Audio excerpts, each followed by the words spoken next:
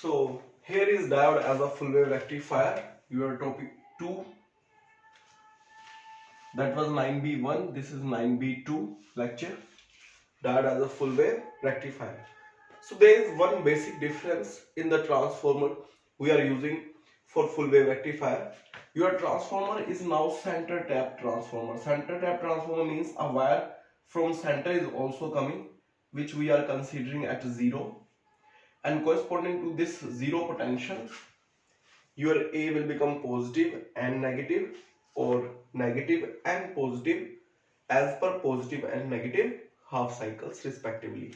So center wire is considered as at 0 potential.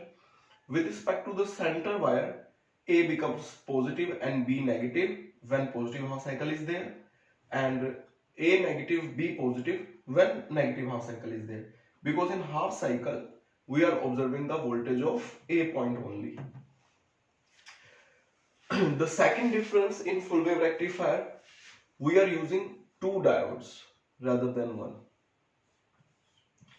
So they are D1 and D2, and N of both diodes are connected. Then we are having load resistance in between, and across this load resistance between points P and Q, I will be taking output. This point is going to be positive and this point is going to be negative. So let us discuss the working of this circuit. So again we will discuss this working in terms of positive and negative half cycles. तो सबसे पहले जब आपके पास positive half cycle आएगा, तो positive half cycle में आप देखोगे कि आपका A पॉजिटिव है, सेंटर पॉइंट 0 पोटेंशियल पे है, और B पॉइंट नेगेटिव है. तो इस तरीके से आप देखोगे कि आपका जो D1 है, D1 डायोड, ये आपका फॉरवर्ड बायस्ड होगा, it will conduct, while your D2 diode, क्योंकि D2 डायोड का जो P है वो नेगेटिव से कनेक्टेड है ड्यूरिंग पॉजिटिव हाफ साइकिल, तो D2 डायोड आपका रिवर्स बायस होगा and it will not conduct. तो what is the direction of current in output? Output में जो करंट फ्लो होगा आपका, वो D1 डायोड के थ्रू फ्लो होगा, and direction of current will be from Q to P. तो Q टू P जो करंट होगा, तो Q आपका पॉजिटिव टर्मिनल रेजिस्टेंस का, और P साइड नेगेटिव, ये आपके पास आउटपुट आएगी. तो आपके पास आउटपुट आएगी पॉजिटिव हाफ साइकिल में. जो आउटपुट है हम विद रिस्पेक्ट टू P ले रहे हैं. अगर हम P को ग्राउंड करेंगे तो Q हमारा आउटपुट है. अब नेगेटिव हाफ साइकिल में क्या होगा? नेगेटिव हाफ साइकिल में आपका ये नेगेटिव हो जाएगा पॉइंट, ये पॉइंट 0 और ये पॉइंट पॉजिटिव. अब आपका जो D1 डायोड है वो आपका रिवर्स बायस हो जाएगा, और D2 डायोड आपका फॉरवर्ड बायस हो जाएगा, क्योंकि नेगेटिव हाफ साइकिल में B पॉजिटिव होना है, और जब B पॉजिटिव होगा तो B D2 डायोड के P से जुड़ा है, तो डायोड D2 पॉजिटिव बायस फॉरवर्ड बायस होगा P पॉजिटिव से और N नेगेटिव से. तो आपका जो D1 डायोड है वो आपका रिवर्स बायस है, क्योंकि इस वाले डायोड का जो P है वो नेगेटिव से जुड़ा हुआ है नेगेटिव हाफ साइकिल में, और आपका जो D2 डायोड है वो फॉरवर्ड बायस्ड है. तो आपका D1 कंडक्ट नहीं करेगा, लेकिन आपका D2 डायोड जो है वो कंडक्ट करेगा, और जो आउटपुट आएगी हमारे पास करंट की, इस बार वो D2 डायोड में से करंट फ्लो होगा, लेकिन अगर हम लोड रेजिस्टेंस की बात करेंगे तो उसको हमेशा सेम ही डायरेक्शन मिल रही है, Q टू P. तो यानी कि आपके पास नेगेटिव हाफ साइकिल में भी आउटपुट आएगी, और सेम साइकिल आपका रिपीट होएगा फिर नेक्स्ट पॉजिटिव हाफ साइकिल पे भी, नेक्स्ट नेगेटिव हाफ साइकिल पे भी.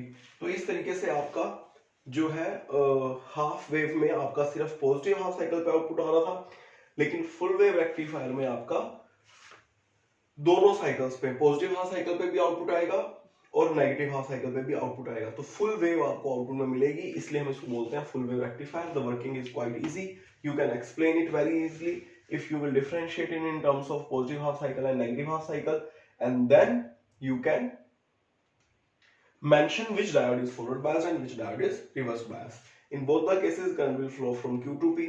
So in the output you will get the unidirectional current. We are using center tape transformer, and that's it. Okay.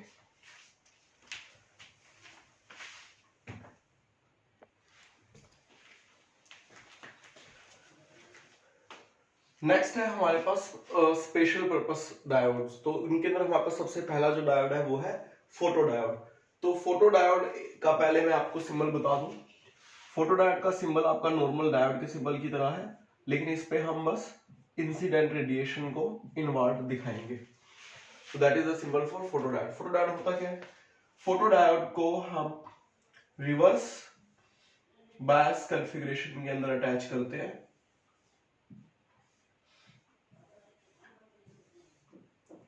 और हम इसमें एक माइक्रो एमीटर और एक लोड रेजिस्टेंस लगाएंगे, जिसके अक्रॉस हम आउटपुट लेंगे, और जो करंट है हमारा वो इस तरीके से फ्लो होगा। तो यहाँ पॉजिटिव और यहाँ नेगेटिव टर्मिनल एम्पियर एमीटर का जुड़ेगा, माइक्रो एमीटर का। और ये आपके पास सिंबल है फोटो डायोड का। तो इस फोटो डायोड के सिंबल की जगह अगर मैं इधर एक्चुअल डायोड ड्रॉ करूं तो मैं कैसे ड्रॉ करूंगा? I will draw the PN junctions. क्योंकि रिवर्स में जुड़ा हुआ है इसलिए यहाँ पे एन टाइप और यहाँ पे P type. This diode is in reverse biased condition. तो इस डायोड में आपके पास क्या होता है? फोटो डायोड में आप देख लो कि इसके ऊपर इंसिडेंट रेडिएशन आता है, रेडिएशन इंसिडेंट होता है इस पे। तो हमारे डायोड जो है वो बना है सेमीकंडक्टर मटेरियल से, और मैंने आपको बताया कि सेमीकंडक्टर मटेरियल से जो डायोड बना है तो उसमें हमारे पास पीएन डायोड में जंक्शन बनता है। जब हमारे पास इंसिडेंट रेडिएशन नहीं है, अगर हमने इंसिडेंट रेडिएशन नहीं अप्लाई किया, तो डायोड हमारा रिवर्स बायस में है, हमारा डिप्लीशन रीजन जो है वो वाइडन होगा। और जैसे हमने पीएन जंक्शन डायोड में डिस्कस किया आपने इससे पिछले वाले लेक्चर में, फर्स्ट लेक्चर में, this is third lecture for 9th unit. तो हमने जो फर्स्ट लेक्चर में डिस्कस किया कि in reverse bias current is approximately 0, it is in micro ampere due to minority charge carriers only. तो ये आपका जो डायोड है करंट कंडक्ट नहीं करेगा, बहुत कम करंट इसमें करंट फ्लो होगा, जिसकी वजह से आउटपुट वोल्टेज हमारे पास बहुत कम आएगी, almost no voltage is there. But what will happen, मतलब अगर आप इसकी वोल्टेज का आउटपुट ग्राफ बनाएंगे तो विद टाइम अगर ये वोल्टेज है तो voltage is very very very slow, close to very low, close to 0।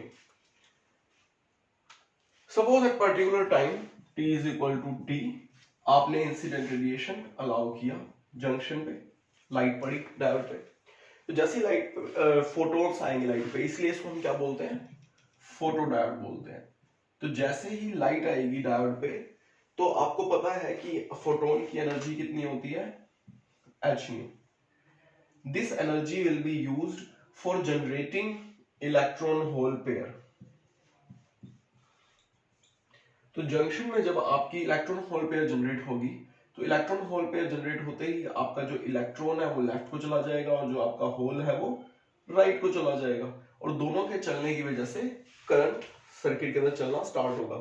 क्योंकि ये नंबर ऑफ फोटोन्स जो आएंगे इनका अमाउंट कोई 10, 20, 30, 100, 1000 नहीं है, ये करोड़ों में आएंगे। थोड़ी सी भी लाइट अगर होती है तो उसके लिए फोटोन्स का जो नंबर है वो बहुत बड़ा नंबर हो जाता है। They are in billions and billions, billions and billions of electrons and holes will generate here and they will both contribute to the current flowing in the circuit। और जो डायोड है आपका वो रिवर्स बायस में current flow करना शुरू करेगा। तो आप इसमें ये ध्यान रखें कि ये जो वोल्टेज है हमारी ये रिवर्स बायस वाली है। अगर आप इसको पीएन जंक्शन के कंपैरिजन में बनाएंगे तो आपका जो फोटो डायोड है उसका जो ग्राफ है वो आपका रिवर्स बायस में बनेगा, और रिवर्स बायस में जो इसका करंट है, ये रिवर्स बायस वाली वोल्टेज हम बनाते हैं ना पीएन जंक्शन के रेफरेंस पे, और ये रिवर्स का करंट चलेगा इसमें।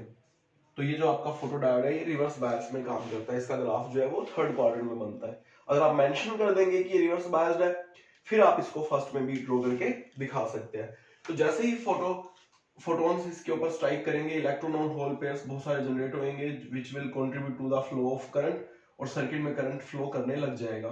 जो करंट फ्लो होगा सर्किट में उसका contribution hole as well as electron दोनों की वजह से होगा, क्योंकि होल्स आपके इधर जा रहे हैं which are supporting the direction of current, electron आपके रिवर्स चल रहे हैं और इलेक्ट्रॉन की डायरेक्शन से रिवर्स करंट चलेगा। तो इलेक्ट्रॉन और होल दोनों आपके करंट को सपोर्ट करेंगे, ठीक है। तो करंट आपका एकदम से इंक्रीज हो जाएगा। आप इसको इधर दिखाओ चाहे आपको यहाँ पे इंक्रीज हो तो ऐसे दिखाओ। तो जैसे ही ये करंट इंक्रीज होगा आपकी जो आउटपुट वोल्टेज है वो एकदम से शूट करेगी, बढ़ जाएगी आपकी आउटपुट वोल्टेज। और आपकी आउटपुट वोल्टेज जो बढ़ जाएगी तो इस वोल्टेज को आप यूज कर सकते हैं किसी दूसरे सर्किट को स्विच ऑन करने के लिए, किसी रिले को स्विच ऑन करने के लिए। तो ये एक तरीके से आपका लाइट स्विच की तरह भी काम करेगा कि जैसे लाइट आई तो हम उससे लॉजिक सर्किट लगा के आगे किसी डिवाइस को टर्न ऑन कर सकते हैं, टर्न ऑफ कर सकते हैं। तो ये आपका फोटो डायोड का पर्पस है, photo diode which is working with the photons, जो लाइट से वर्क करता है। ठीक है, I hope the working is clear.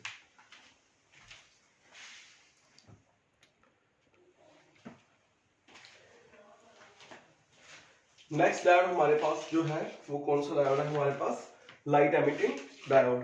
तो जो लाइट एमिटिंग डायोड है हमारे पास, लाइट एमिटिंग डायोड के जैसे आपको नाम से पता चल रहा होगा कि this diode is used when light is required, it produces light when current passes through this diode. तो लाइट एमिटिंग डायोड का जो सिंबल है वो कैसे है, लाइट एमिटिंग डायोड का आपका इलेक्ट्रिकल सिंबल जो हम बनाते हैं सिंपल डायोड की तरह, but the light is coming out of it. ठीक है, फोटो डायोड में आप एरो इनवर्ड दिखा सकते हैं और लाइट एमिटिंग डायोड में एरो आउटवर्ड दिखा सकते हैं। तो सबसे पहले अगर हम इसके कंसेप्ट की बात करें, इसके प्रिंसिपल की बात करें कि किस प्रिंसिपल पे काम करता है, तो आपने पीएन जंक्शन डायोड में मेरे लेक्चर में देखा होगा कि जब डायोड फॉरवर्ड बायस्ड होता है तो फॉरवर्ड बायस्ड में एट जंक्शन एक प्रोसेस चलता है रिकॉम्बिनेशन। इस रिकॉम्बिनेशन में क्या हो रहा होता है कि जब आपका डायोड को आप फॉरवर्ड बायस करते हैं, पी टाइप को पॉजिटिव से कनेक्ट किया, एन टाइप को नेगेटिव से, जब होल्स आपके पी से एन में जाते हैं और इलेक्ट्रॉन्स आपके एन से पी में आते हैं, तो at junction they recombine, and when electron is recombining into a hole, it means it is going at the lower energy level in the atom from the higher energy level, it will radiate energy, तो उससे energy बाहर आएगी। अगर मैं उस energy की बात करूं तो for silicon and germanium wavelength और frequency related to that energy lies in infrared region। वो इंफ्रारेड रीजन में लाई करती है विजिबल स्पेक्ट्रम के। आपको पता है इंफ्रारेड रीजन क्या है? अगर आपकी वेवलेंथ 400 नैनोमीटर से 700 नैनोमीटर है तो ये आपका विजिबल स्पेक्ट्रम है।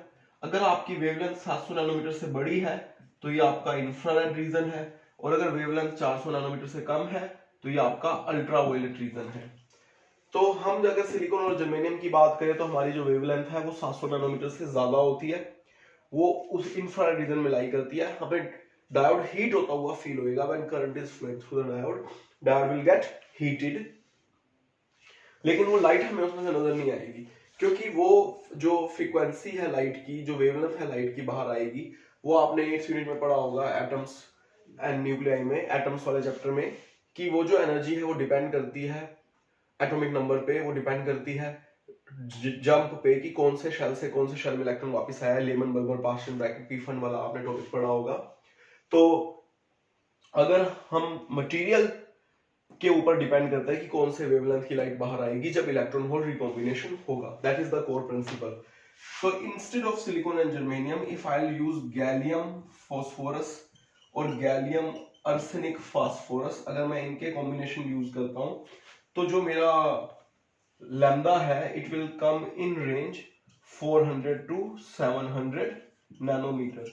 तो जो मेरी वेवलेंथ है वो 400 से 700 नैनोमीटर के बीच में आ जाएगी, डिपेंडिंग ऑन मैं इनका क्या कॉम्बिनेशन यूज करता हूं। अगेन वो परसेंटेज हमें जानने की जरूरत नहीं है, it is beyond your scope of syllabus, but using gallium phosphorus और गैलियम आर्सेनिक फॉस्फोरस जो हमारा रिकॉम्बिनेशन है, it will emit the radiation which is in visible region, which is in visible region of electromagnetic spectrum, hence the diode will emit light। तो second point इसमें ये है कि जो डायोड की मैन्युफैक्चरिंग डिजाइन है वो आपका नॉर्मल डायोड से अलग हो जाता है, क्योंकि लाइट को बाहर आने के लिए हमारे को ट्रांसपेरेंट मीडियम चाहिए अगर लाइट एमिट होगी। तो इन डायोड्स को स्पेशली फैब्रिकेट किया जाता है। कैसे? इनमें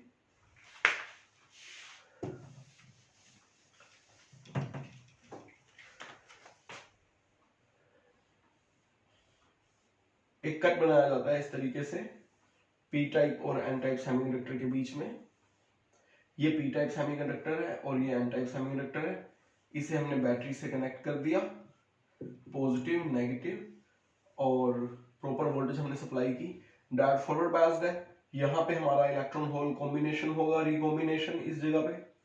जब इस जगह पे इलेक्ट्रॉन होल रिकॉम्बिनेशन होगा तो हमारे पास रेडिएशन बाहर आएगा, लाइट बाहर आएगी, और ये लाइट बाहर आए इसके लिए जो ये केसिंग इस डायोड के ऊपर चढ़ाई जाती है, वो केसिंग हमारे पास ट्रांसपेरेंट होती है। जनरली ट्रांसपेरेंट प्लास्टिक की केसिंग होती है डायोड के ऊपर, या कोई क्रिस्टल होता है जो ट्रांसपेरेंट। तो प्लास्टिक वाले आपने डायोड देखे होंगे मार्केट में, जो इनकी शेप है देखो वो इस तरीके से होती है अवेलेबल। अगर आपने कभी देखा हो, टीवी रिमोट में भी ये यूज होते हैं। एक टांग इनकी छोटी होती है, एक टांग इनकी बड़ी होती है। One leg is smaller, other is longer. ये नेगेटिव होता है और ये पॉजिटिव होता है। And they emit light. ये ट्रांसपेरेंट इनकी कवरिंग होती है। और इधर बीच में आपका डायोड मैन्युफैक्चरिंग जो क्रिस्टल जो सेमीकंडक्टर है वो लगाया हुआ होता है इस तरीके से टर्मिनल। ये बीच में जो स्पेस है ये जंक्शन है, और इस जगह से आप देखते हो कि लाइट एमिट होती है बहुत सारी।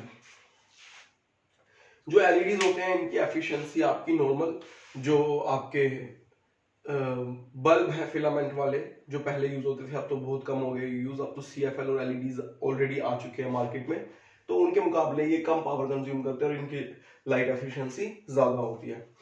तो जो लाइट एमिटिंग डायोड है आपका वो फॉरवर्ड बायस में काम करता है। जो कैरेक्टरिस्टिक कर्व बनेगा लाइट एमिटिंग डायोड का वो आपका नॉर्मल पीएन जंक्शन की तरह ही बनेगा फॉरवर्ड बायस में। After little barrier voltage which is close to 0.6 volt, this diode will start glowing in forward biased, forward current and forward voltage. One thing very important about these light emitting diodes, they are very voltage sensitive, like every diode in forward bias. With increase in voltage, current increasing exponentially. तो हमें इनको किस current range में रखना है वो voltage हमारे को बड़ी प्रिसाइजली एडजस्ट करनी पड़ेगी। अगर हम एलईडी में वोल्टेज ज्यादा देंगे, करंट ज्यादा फ्लो होगा, उतनी हीट एलईडी डिसिपेट नहीं कर पाएगा, तो एलईडी बर्न हो जाएगा। आपके साथ शायद ऐसा हुआ भी हो कि जो छोटे वाले एलईडीज होते हैं वो 3 वोल्ट तक जलते हैं, अगर आपने उनको 9 वोल्ट वाली बैटरी से जोड़ दिया डायरेक्ट तो एकदम से बर्न हो जाते हैं लाइट ज्यादा देके। तो ये जो डिवाइस है आपकी ये बहुत ही वोल्टेज सेंसिटिव डिवाइस है। तो एलईडीज को कांस्टेंट वोल्टेज देने के लिए हम स्पेशलाइज्ड सर्किट यूज करते हैं प्रैक्टिकली। अगर हम बैटरी से इनको सीधा अगर ऑपरेट करेंगे और अगर बैटरी की वोल्टेज ज्यादा है तो it can damage your light emitting diodes. Okay.